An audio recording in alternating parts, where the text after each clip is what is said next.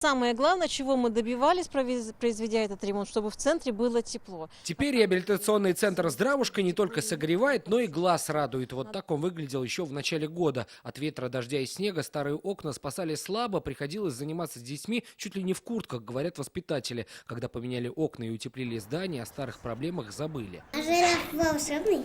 Конечно, здесь все волшебное у нас. Строители пришли сюда в апреле. На ремонт понадобилось 4 миллиона рублей и 3 месяца. В центре очень тепло, тепло не выходит на улицу. Укрепили оконные решетки по всему первому этажу, новые решетки установлены.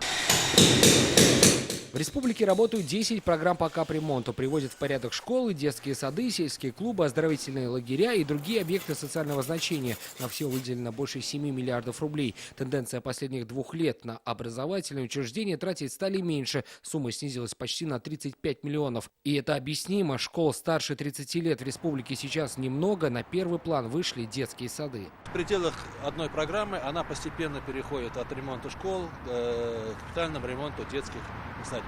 Вот это яркий пример того, что программа не заканчивается, а реализуется. В этом году также будет сформирована программа, и количество детских садиков явно будет преобладать над количеством школ, вошедших в программу. Социальные объекты в республике не только ремонтируют, но и полностью отстраивают заново. Так, например, начиная с 2010 года за 7 лет в республике появилось больше 200 новых детских садов. Ну а в этом году ведется строительство еще 8. И уже совсем скоро там могут оказаться больше 1000 татарстанских дошколят.